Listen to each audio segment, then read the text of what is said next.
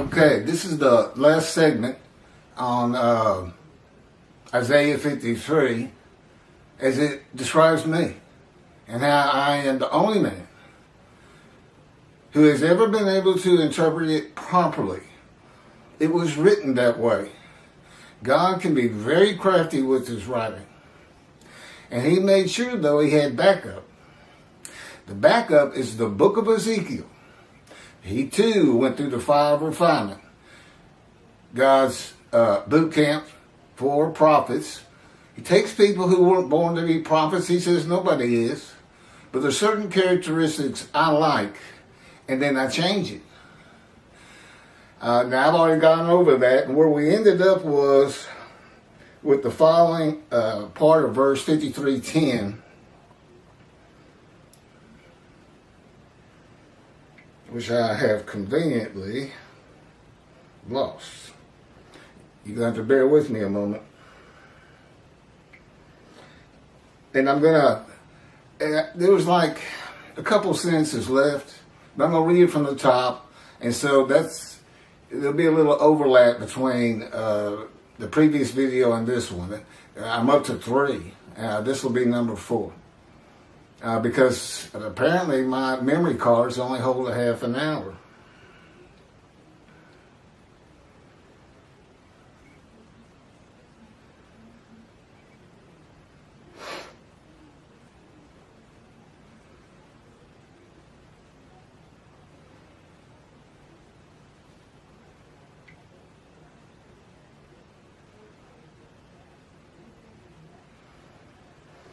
Okay. The primary purpose of verse 10 is not to test the devotion. It is to make certain that the animal sacrificial atonement and worship laws of the Torah cannot be used for the man described, as the Christians do anyway, with the human sacrifice of Jesus. It is the only reason God would crush a man with disease to make him be his servant. You see, what he does is, this man's blemished. This man's afflicted by God. He's disfigured. And that's not Jesus Christ. He cannot be this man, and God wrote it that way. Apparently, the Christians do not know how to read and comprehend the Jewish Bible. They took it as their own and called it an Old Testament, which means New Covenant. They even took your New Covenant of Jeremiah 31 of sin forgiveness and said the New Covenant is now Jesus. I think they just make everything up. I have come to note that religious people do make quite a bit of things up, including your rabbis. Messianic era came from Rambam. World exaltation of the Jews came from Rambam. King Moshiach gathers his kingdom. Rambam. None of which is in the Hebrew Bible. They're out there teaching man's word over God's word. And I'll say it again. I've been with him for 15 years, 24/7. His spirit lit upon me and entered me, and God is in his spirit.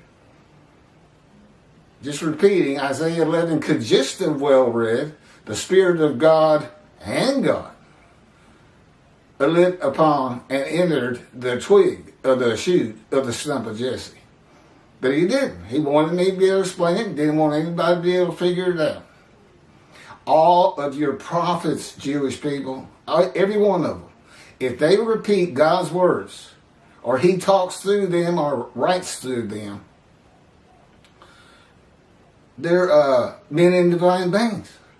Not only are they prophets, they're men and divine beings. Because wherever God's presence is, so is the angel of his presence. And that whose body is not human form and wings. It's the Spirit of God. Your spirit's always with you too. The angel of his presence is always with him. So when they alight upon and enter a man, and that's when you can hear God's words. Basically, he manipulates your mind so that you can hear conversation and feel you're part of it. That you're having a conversation with God. But it's a manipulation of the mind. It's not through the ear. Now, he can make you feel that it's through the ear, and he often does that with me. Okay, I'm going to carry on. You cannot offer an animal blemished or with defects. So God blemishes and disfigures the man. Now this is God's words. I was kind of ad-libbing. No man would refuse God, and God does not need a man's permission to make him a servant. He is God. In the book of Ezekiel, God had his spirit seize Ezekiel and made him suitable for the purposes of being a prophet to the Assyrian Babylon exile and go through his fire of refinement. He didn't have to make a deal with me. It's crafty writing. There's reasons for all of it. The offering for guilt. We're going to get into that in more detail one day. God knew what the Christians, the Gentiles who become Christians, would do with the words wounded, punished, maltreated, bruised, crushed, and chastised. And they did.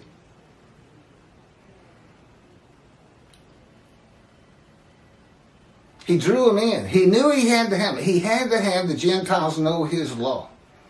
And he knew what was coming one day. He knows everything from the beginning to end. The world and humanity is his reality TV. He may as well have written the script. He's always right.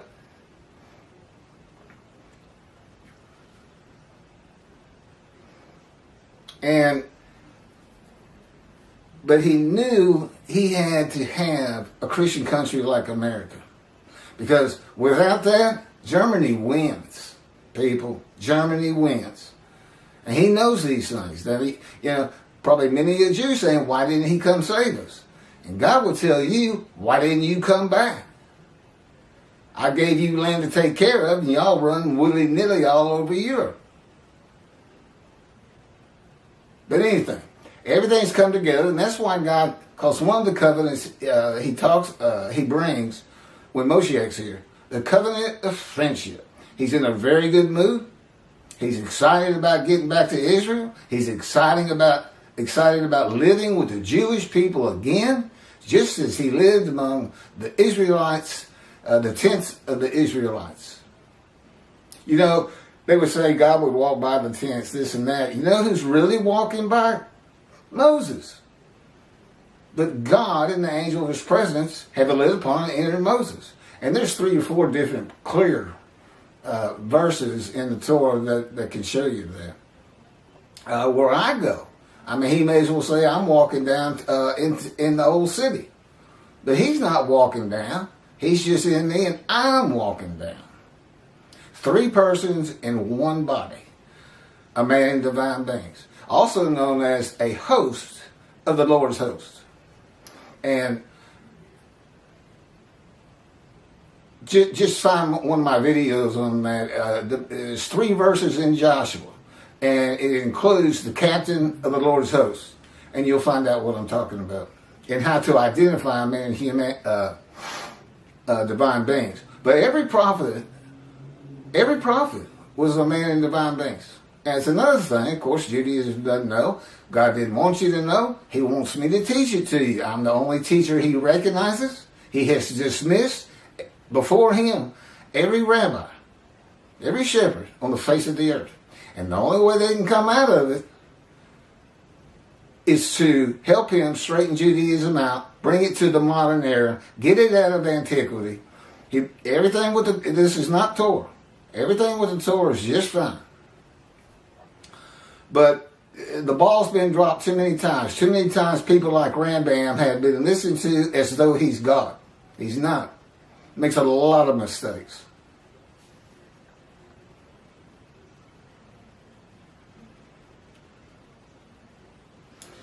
The Christians took the book God gave his children, the Jewish people, and called it their own, saying that Jesus, the unblemished Lamb of God, unblemished Lamb, cannot be 53. Unblemished Lamb of God is described by Isaiah 53. No, the man is blemished, with defects, receives long life, sees his children, and makes the many righteous by his knowledge. not by his blood. Isaiah 53 is a snare for the day of the Lord. Again, he needed the Gentiles to have a religion, but he's setting it up that he's now going to take it down. We're going to knock the cornerstones out of Christianity. It is going to be hard for a parent after my life's over and we get done all the things we're going to do. It's going to be hard for a parent to teach Jesus to the children because they're going to keep saying, no, everybody figured it out. It was Keith. You watch. That's how God tells it to me anyway. Isaiah 53 is a snare for the day of the Lord and God's wrath on the Christians from Isaiah 51. Pass through them from his people in Isaiah 51. All of Christianity is based on Isaiah 53. He cannot be Messiah or Moshiach or anointed one from Isaiah 11 because he's not from the stump of Jesse. He's from the banished, fallen ancestral tree of the kings of Judah. That's not the stump. The fallen tree, what was left? A stump. And that's where Moshiach comes from. Can't be 11, can't be 53, he's unblemished. The man of 53 is blemished.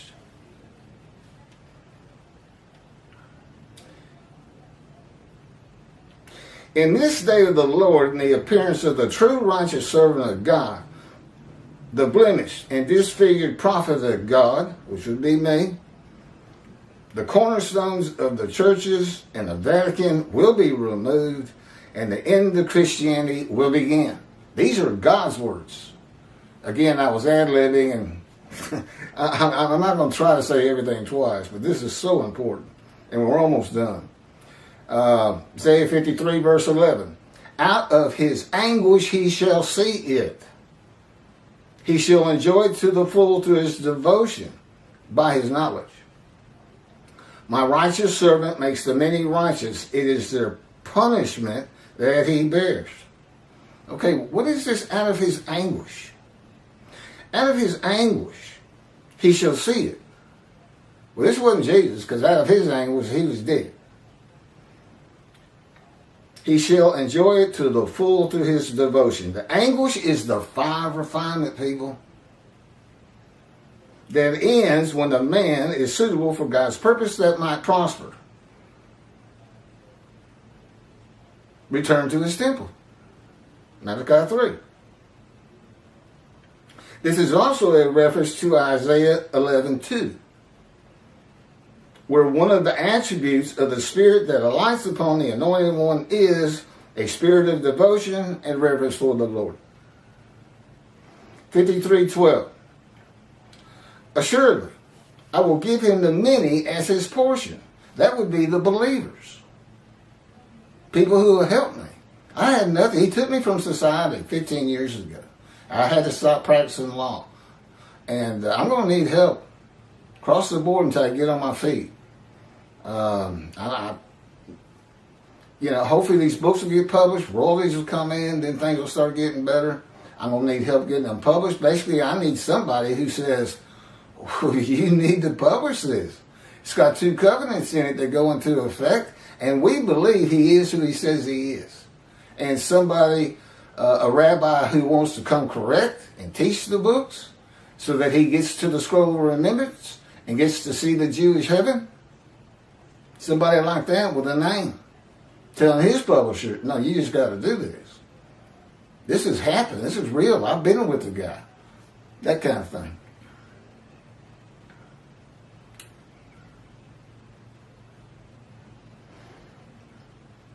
I will give him the many as his portion. He will receive the multitude as his spoil. So the small amount of believers in the beginning becomes a multitude. For he exposed himself to death. Jesus did not expose himself to death. He died. That's not exposure. No, it's a crushing sickness, crushed by disease, that exposes you to death. With me, cancer. I've told you that story. And he was numbered among the sinners.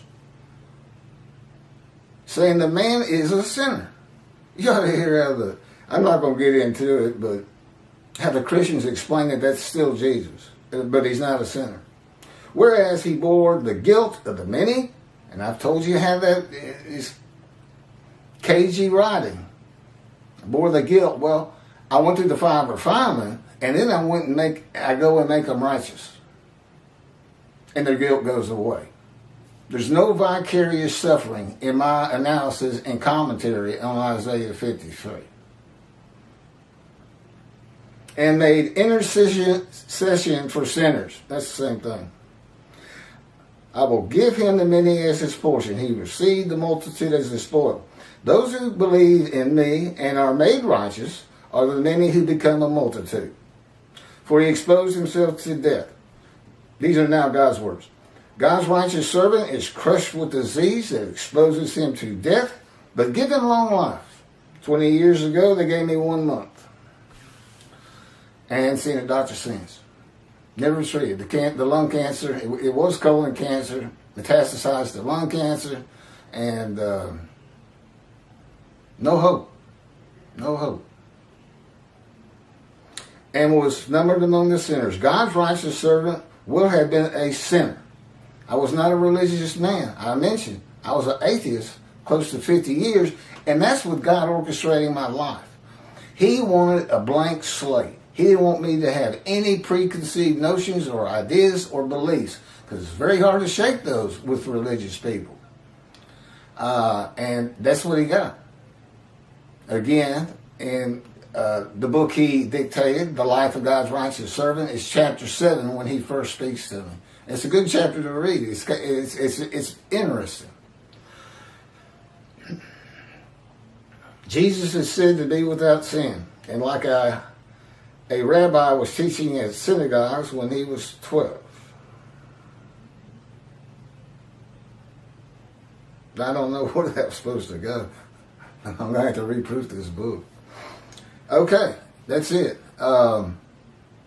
We'll probably put this out, these 4 videos. I'll join them as one. It'll probably be about close to an hour and a half, hour and 20. And there's one out there right now.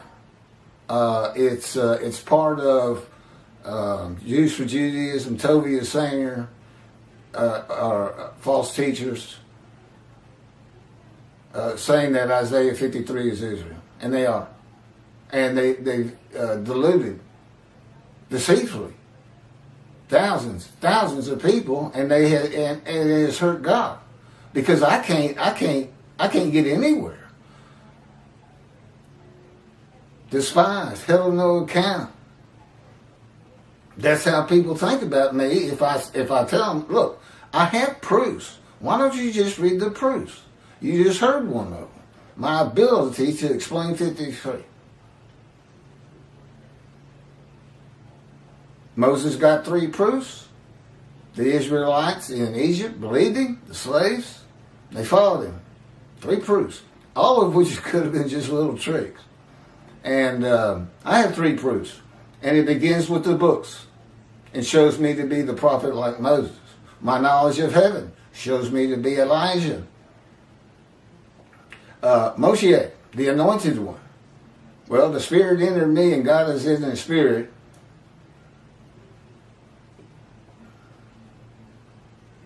And then how I fit some of these, 53:10, crushed with disease, exposed to death, but given long life. Well, I've told you my story. If people want to check it out, I'll sign off, and you can get my medical records. They'll show you. Terminal. And then you can't find another record on me. That's 20 years after a death sentence. That's how you know I fit 53:10, and you just go and find somebody else that's going to have the same story. It's either me, Jewish people, or you never going to see your Moshiach. I'm sure, nobody really knows what to expect.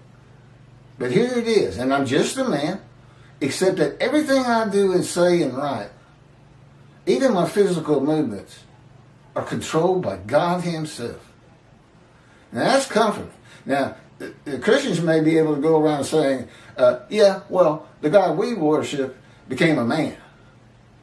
Well, God would never become a man. I got this for you. I know him too well.